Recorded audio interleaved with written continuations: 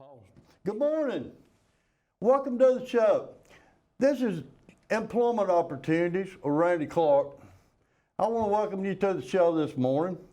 And if you happen to miss the show this morning or didn't just catch all of it, either go to the WIL Facebook page or go to YouTube, WIL TV 47, Employment Opportunities with Randy Clark. Now today, I'm so excited.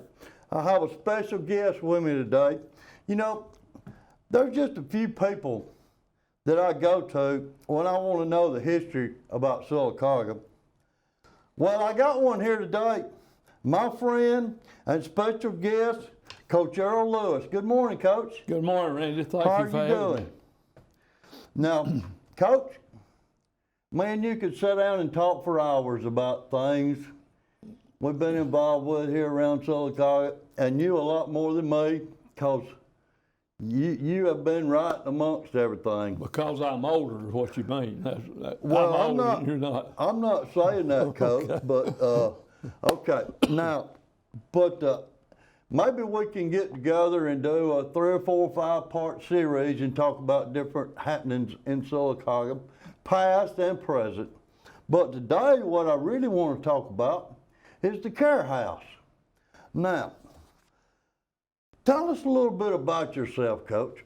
A little bit about myself. Yes, I mean, as far as your son, your daughter, and some of the things that you got going on today. Well, you know, I've been living in Sylacauga since I was 9 years old. Never really left except while I was in college off and on. So I could tell you a lot of stuff. But Where was college at, Coach? that's an interesting story too. I've got hours from about 4 different colleges, but I got my BS degree from Livingston State, which is now West Alabama. I also attended the University of Alabama a while, and I've got a master's from University of Montevallo. Okay. So, and I went to Jack State for a short time, and I went to the University of South Alabama for a short time. So I'm well educated. You are. Or I should be. I don't know whether I really am. Right. But married a local girl, Willadine Melton, who was a Sylacauga High graduate just like I was, and we stayed married 56 years till she passed away 5 years ago. Got a son, Steve, and a daughter, Robin, who still live in the area and work here. Robin's a teacher assistant at Fayetteville High School, but she teaches piano and plays at 3 different churches on Sundays. Steve is at Home Depot, and he's a college football official. And Seen him on TV here lately. yeah, he had a chance to appear on ESPN. He was one of 30-something people, but he was there. So anyway, that's kind of that. I worked in the city schools for a little over 30 years and worked for the Sylacauga Recreation Department. Before that, I was the first athletic director that the rec department ever had. You was the very first one? First one. Okay. Beth Yates hired me. She'd been wanting had never had a full-time man on the staff. And I walked out of college in March and went to work at the rec on April the 1st and stayed there a while and then went to the school system as a coach and teacher. Okay, all right, great. Now, what we're really here to talk about this morning, how did the care house begin, Coach? Well, a Methodist minister by the name of Rutledge Landers, who was the pastor over at Wesley Chapel, United Methodist Church, actually it was the founder and the beginner of that, and that was in 1985, I believe. Okay. And they were housed, the care house was housed in a little white frame house that was next door to the Presbyterian Church, about where Perriman Hall, their fellowship hall, is now. Okay. And it was empty, and the church owned it, and they set up in there. They eventually moved into the same place we are now, Dr. French Craddock Sr.'s old home. It's on the corner there of Church Street, not Church, Spring Street and Broadway. Okay. And it's still there today. It's been there a long time. Okay. And that, just like you said, it's been in operation since '85. Right. What, the old building, was that on Norton kind Yeah, of? it faced Norton. Okay, Yes. all right. But now the one is on Broadway. Faces Broadway. Okay, yeah. right, straight And across it's- from the park. Yeah, it's the red brick 2-story home that actually, like you say, faces Broadway. The north side of the building faces the tennis courts, and that is the home that Dr. French Craddock Sr. built right after he came out of World War I, and he lived there for years and years. Sometime in the mid-'60s, he built a home up on Capitol Drive, and the church took that property, the Presbyterian Church took that property over, used it as a youth center for several years, and then eventually moved the care house into it. Okay. Now, what is the goal of the care house? Feed and clothe needy people that don't have the means to do it themselves. Primarily feed. We do a lot of clothes too. In fact, we have. Randy, a good time to mention is we have so many clothes right now we don't have room to put them all. Right. Everybody, probably including you and me, have more clothes than they need these days, Right. and they try to get rid of them, and we take all we can handle, but we are really covered up with clothing right now. So feeding the hungry is our main purpose, actually. Okay, all right. Now, we got where it's located, and say you don't really need any clothes right now, but Right what now you we need don't. is some money and some food. Right, and again, to be completely honest with you, Randy, and this will be a surprise to some people, I'm sure, but we're probably in better shape as far as being prepared to handle what we need to handle. And I've been there since I retired from the school system, which is longer than I care to remember. Right. But we're probably in as good or better shape than we've ever been. The people of Sylacauga, everybody wouldn't believe this, but the people of Sylacauga are so generous.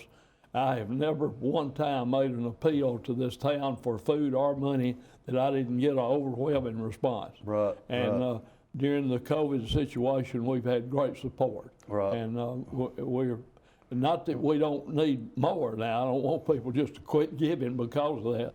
But as of today, we're in very good shape, food-wise and funding. Great. And we can always use more. But that don't mean you don't need more. That doesn't mean it won't all be gone by the end of January, Right, too. You know, right. it's just it runs in cycles. We'll have a rush on things, and then we'll have a lull, and then we'll have a rush. It doesn't take long to empty the place out when we really have a lot of clients coming in. I've been by there before when y'all been giving out food. Pretty long line down there. Yeah. How can someone donate either food or money to the care house? Well, there's several different ways. One, you can just call us and tell us you've got something, and we'll set up a time for you to come.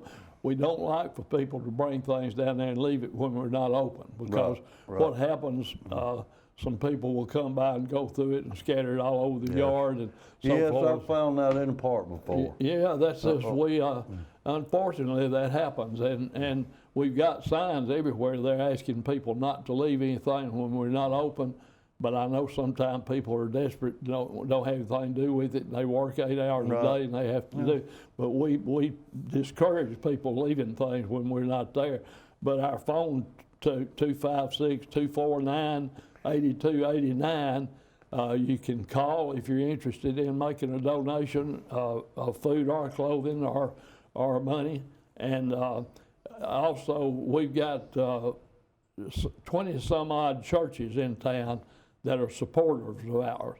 And we've used them a good bit differently during COVID than we were using before, but they're still our basic supporters in town. And if you go to Church X, and I won't start trying to name every church, but if you go to most of the churches in town have a pipeline with us that they donate things to us. So if you're a church member, your own church probably is the best way to go through your church to get it to us. Okay, great. Now,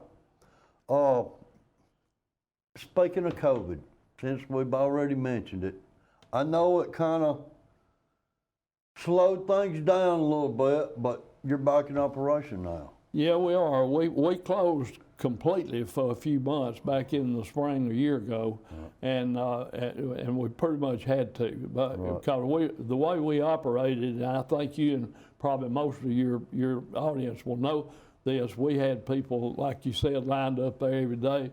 We had to quit letting anybody come in the building because it's such close quarters. It just wasn't smart. Safety reasons. Just wasn't smart. It was for safety.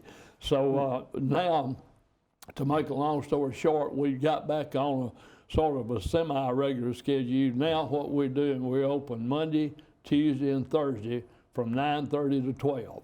And we have cut out our registration process. We used to have a pretty intensive registration process to prove where people lived and what they needed. Now all you've got to do, if you live in the greater Sylacauga area, if you've got a photo ID, driver's license or some other photo ID, come show it and you can get an order of food. Okay. And we're letting people come every 3 weeks now if they need to, where we used to have them come every 3 months. Right.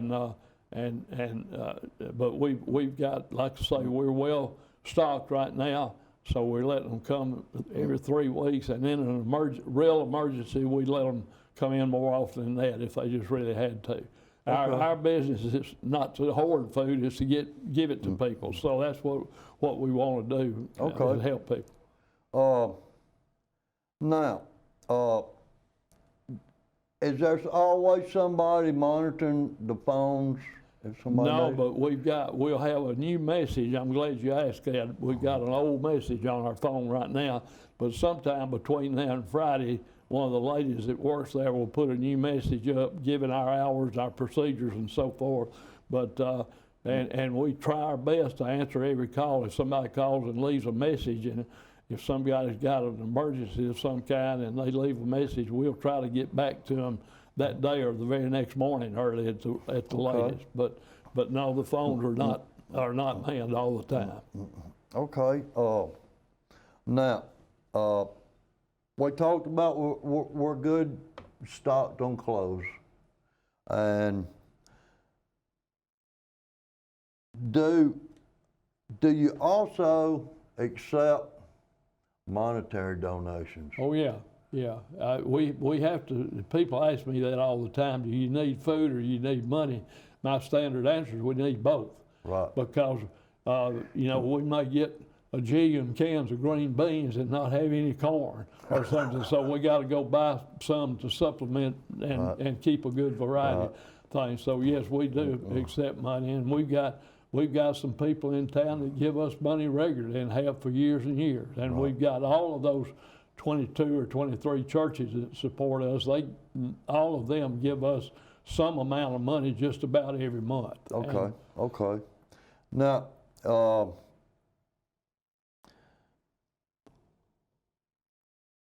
I have a big thing about volunteering now that I'm retired. So, and I know y'all need some help down there. Tell me, do y'all accept volunteers to come down there and help pass the food out, stock the food, pass the clothes? I know you need some volunteers. Tell us how some volunteers can get involved with the care house. Randy, we've got a strange situation about that too, and it's strictly because of COVID. It's not the way I'd like for us to be doing it. It's not the way we've done it for years. Just in a nutshell, what we've done for years and years, they were doing this before I took the directorship years ago. We've had, for example, First Methodist Church would furnish workers for 4 days out of this week. Next week it might be, I can't think of the name of another church, right? First Church of God, or one of the other churches. And so we've rotated around pardon me, we rotate around, or did rotate around. We had a different church every week, and they furnished 2 volunteers a day for that week. And then they had another turn at bat sometime later in the year. Now, since the COVID situation, again, for safety reasons, we've got a little skeleton crew there that's doing almost everything. Okay. Every once in a while, we call for some extra help, but we've got, we've got like 7 people, I guess, that have pretty well run things for the last 9 months or so. And we're fortunate that we've got some people that are willing to give their time that often. Now, during Christmas, we reached out a little bit and asked for a little help. And I would really like to get back to what we used to do, because we involve several hundred people a year as volunteers that way. And now we're we're involved in a very small group. And that's not the way I want it. That's not the way it ought to be. But again, that building, although it looks big from the street, the rooms are small, and for us to bring 6 or 8 or 10 people in there to volunteer today or tomorrow is just not smart with things going like that. I understand. Some of these days, hopefully, COVID will go away, or we'll get it under control, and we'll be able to get back to our old operation. Because volunteerism is one of the lifebloods of a community. And you know this. You've been especially here in Sylacauga. Yeah, you've been working at it so hard for the last couple of years now, and you found out how it is. And generally, you've got to have volunteers to make something work. Right. And we've got some, but we've just condensed it down to a small group right now. But you can call on me anytime, Coach. If anybody wants to volunteer for the care house, though, if they'll give us a call, we'll try to find a way to use them, or we'll put them on standby for a time when we have an emergency or something. Anytime you need somebody, you give me a call, and I've got a couple connections in town. I can get us some extra volunteers. I know I can count on you. We used to, Randy, another thing we used to do, we used to get 18-wheeler loads of food, 10, 12, 15,000 pounds at a time. And we had to have people unload it. Had to have usually young men is what we needed to, if you know any of those. But I do. But anyway, we're getting our food.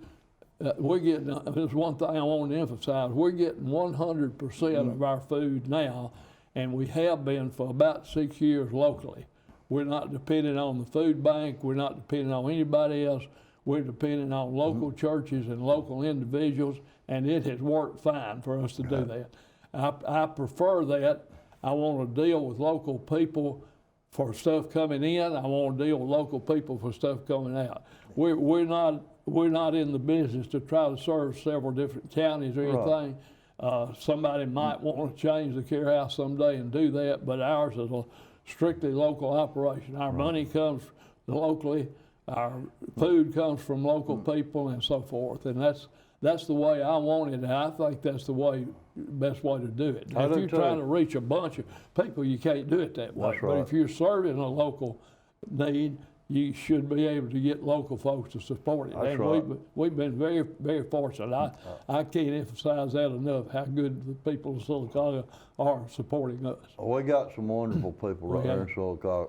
And I'll throw out a name at you right now. And to be honest with you, I haven't had that many meetings with our new coach at Sylacauga, but I'm pretty close with the coach at Comer. Coach Adam Fawcett told me anytime we need some young'uns to volunteer, he told me to give him a call. So if any one of those trucks ever pull out there, I guarantee you can depend on Coach Adam Fawcett, because he's well involved with our community.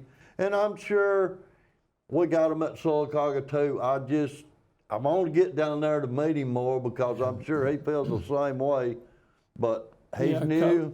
Coach Fawcett has helped us out a time or two already, but Coach Carter and his staff at Sylacauga, there's some good folks on that staff too. And I'm sure they are. Coach Carter's still new in town, and he hadn't quite learned all the things yet, but he's got some people on his staff like Coach Jackson, Coach Strickland, and Coach Crawford, some of them that are local people. And they're willing to help if they do. They got to be asked and pointed in the right direction sometime. But, yeah. Well, Coach, we're out of time. Oh. We got about 1 minute to go, and I got a couple of things that I'd like to tell you. I want to thank you for what all you do for Sylacauga. You are a tremendous person, and I love you, Coach. Now, don't forget about Coach Lewis's article in Sylacauga Today. I love that article. You and some of the others in there that put articles in there. Every other week, the Sylacauga Today comes out, and don't forget about picking you one up. And I want to thank you, another thing, for all of us kids that was raised by single parents.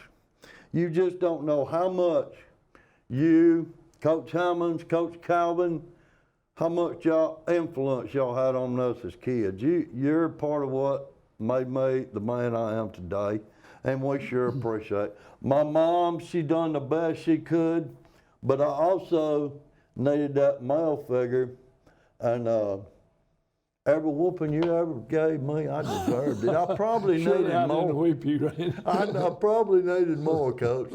But anyway, and I also want to thank you for letting me speak to the Kiwanis Club. I really enjoyed that. That was an honor. So, until next time, I want to do some more with you, Coach, and we can talk about some more subjects.